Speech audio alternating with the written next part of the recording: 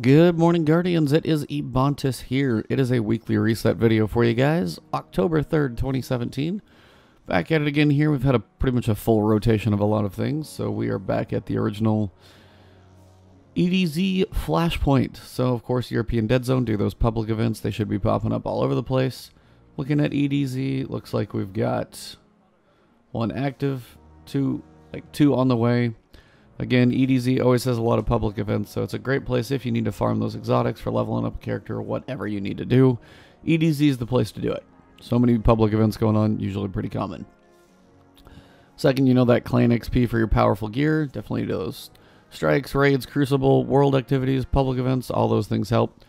Do those with your clan to get the clan engrams, and then do them just throughout the game to earn that clan EXP for your clan.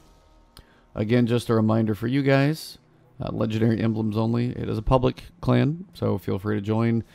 Shoot me a message or anything if you're interested in that. Shoot me a comment. I still have issues inviting people, but if you can search a clan, something like that, let me know. Or shoot me a friend request. I'll see if I can at least pull you into the clan that way. But again, you are limited on clan EXP, so even our clan of like not that many people is maxing out the clan EXP each week, because many of us have different characters, and you get 5,000 per character, and you only get 100,000 each week. We're level 3, should hit level 4 this week, so definitely moving along. Like most of the clans, they could be just a little bit ahead of us from the first week, but honestly, outside of that, yeah, you can only level up so much each week, so we'll see how long these seasons of clans last. But back to your milestones for the week. We've got Icora's Challenge, Reputation Bundles, there you go. Nightfall. Nightfall for the week is going to be Savathun's Song. Now, this is the one on Titan, where you eventually are fighting the Hive quite a bit deep down in the arcology of the Titan. So you've got Momentum, Health and Shield Regeneration are disabled while standing still, and Sprint to regenerate more health. Sprint to regenerate basically health and shields more quickly. So this will be kind of interesting. Obviously, you know, staying alive is important, and usually staying in cover helps with that. But sprinting is a way to, I guess, help avoid that, which is not a bad thing if you're running around.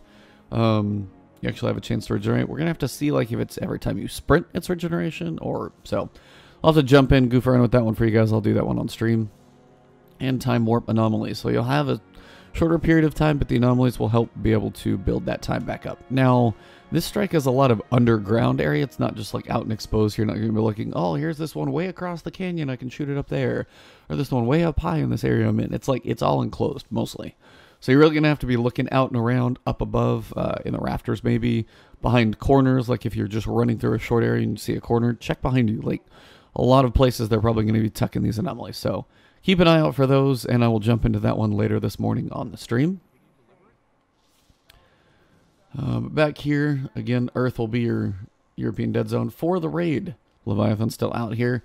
We are back to the regular order. So, going to start with the Royal Baths, dealing with the Bathers and the Purple Lanterns you got to kill. Then you've got the Pleasure Gardens, which still no pleasure from fighting the dogs, but it's there. Then you've got the Gauntlet for the game show, and then basically then you got Calus and the end of that one. So I know you guys did have some requests out there for a raid guide. I will probably do that in separate pieces, but I will work on that for you guys. See what I can get done this week. I'm out of town this weekend, so if not this week, throughout the next week and a half or so, I will try that for you guys. Finally, a couple things to check out at the Traveler. I did look this morning. We don't have the winner of the faction rally yet, so it hasn't been officialized or anything. But we do want to check out a couple things, so let's run over here. I was checking on New Monarchy. But basically, right now, if I look at the two, they say 50,000. Now on my Hunter, well, that I'm on right now, I joined up with Future War Cult, and it says it's going to be 1,000 for the Pulse Rifle. But of course, it says it requires a winning victory. Nobody won yet, so we really don't know what's going on. So we got to wait and find out, but let's at least check out Eververse, see what new stuff she has for the week. What can I do for you, Guardian? So, we've got the sick emote. Oh, must have been something I ate. It's all that ramen. The taunt dance. I love the new dances. They're honestly just so much longer, more detailed. Somebody had fun doing some motion capture for all this stuff. I know they did. We get the Vanishing Point Sparrow. There you go. That looks pretty cool.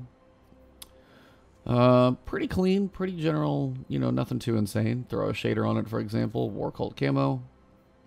War Cult rain. Yeah, pretty standard. Also got the Sojourner. Similar ship to last week, actually. Pretty, well, yeah, different shape, but yeah, definitely there. Then we got the Starling Bolt. Very simple. We've got Tesla's Revenge. I actually own this one already, but I haven't put it on my Wardcliff coil because it's only $273. I have no rocket launchers to infuse. I don't want to get like a $299 Wardcliff coil and be like, well, crap, it's the wrong one. All the essentials for Mida Multi-Tool. Now this one. That one I just might have to pick up because that just looks way too clean. Nice little almost chromified with black on the accent marks. Man, that looks good. Tesla's Revenge looks pretty cool too. Takes the normal gun, cleans it up a bit, gives it the electricity, kind of blues out the front. Blue and silver. Kind of a darker blue, but still pretty cool looking. It is the chest piece for your Vest of Optimacy for your characters this week. Got the Honeycomb Shell, got the Half Submerged Shell, Frumious Blue, Monochromatic, and Bumblebee. That's actually a cool shader, guys. Bumblebee is one of my favorites on ships. Looks pretty cool. Just the black and yellow. Pretty good, clean looking. I like that one. And then your Fireteam Medallion as well. Alright, next Guardians, we're going to fast travel over to the European Dead Zone. So we're going to take a look at Caydes stash locations, and I'll show you guys where each of those are at. Alright, Guardians, so we're going to go over the locations for Caydes stashes. First one is going to be right here, just pretty much as you go towards the outskirts. So jump on your Sparrow, head right over this direction. If I don't, you know, smash my Sparrow into something. It's actually pretty close by. So, right over here, you're going to go right between these two sets of buildings. Then you just got to jump up here to this level here, jump around, and ta-da! Number one. Pretty quick, easy to get to. Alright, Guardians, so number 2 is going to be right here. This place is full of old containers. So jump on your Sparrow. You're literally going to go straight back from this landing point by Devram K. Straight back in the back through this archway. And it's almost hard to miss. So we're back here. And I'm also going to take you guys to number 3 as well, since it's continuing through to the same direction. So number 2, again, hard to miss as you come back here towards these containers up here on the platform. Now from here, you go from 2 to 3. So this is one back in the salt mines. Now it looks close, but it's actually relatively far away. So let's go on through. Can't get my Sparrow still. Probably not going to be able to, but I'll run through most of this just to take you guys to where it's located. But it's going to be reasonably far into the salt mines, so we got to go far back here. And start running through.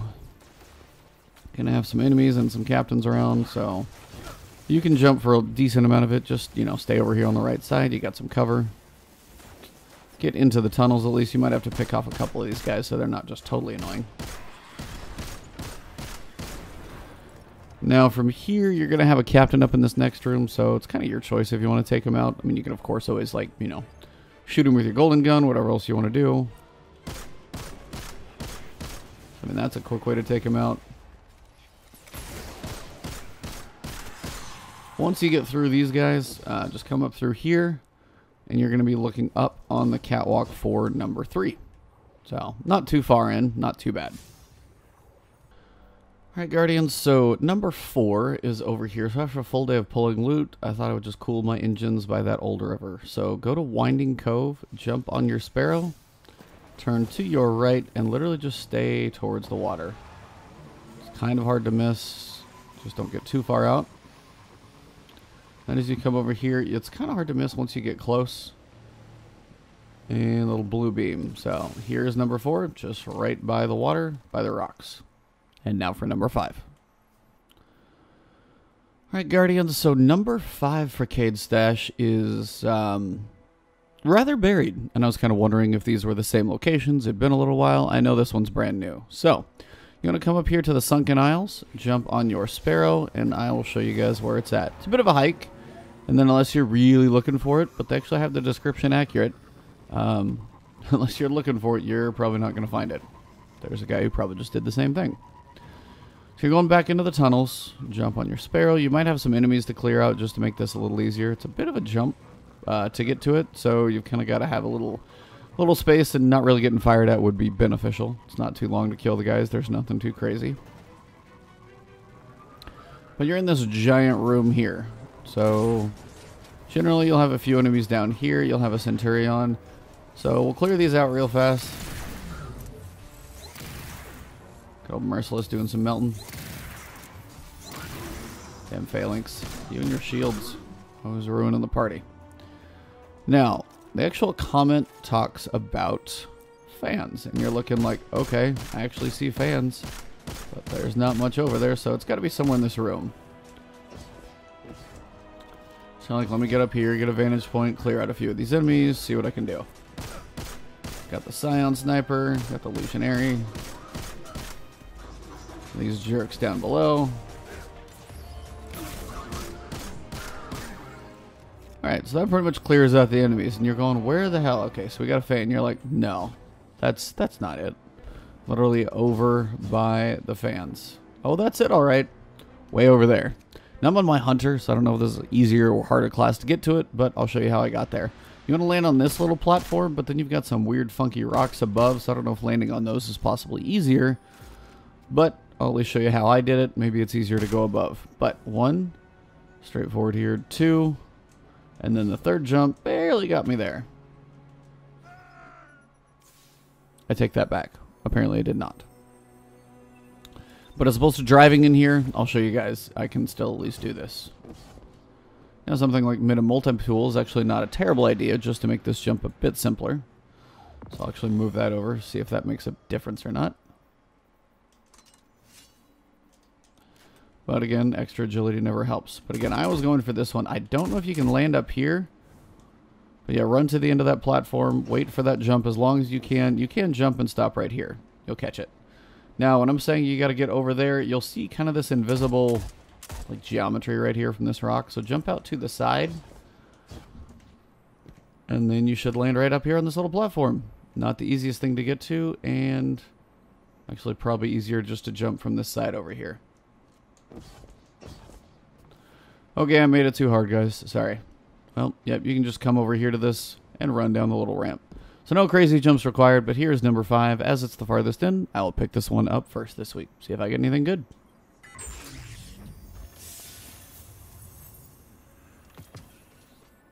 There you go. Ace of Spades, kind of a cool emblem. Helmet and the letter fragments as usual. I probably should like read all of those letter fragments, see if they're actually worth anything. But for now, that is it for Caydes stash locations. So over here at Ikora Ray, we've got the Vanguard Research Your Meditation missions. Revisit the missions and kind of crank them up difficulty a little bit. So first we've got 1 AU. Time is board to stop the Almighty, board the ship, and shut down its annihilation weapon. Pretty cool mission. Honestly, pretty solid.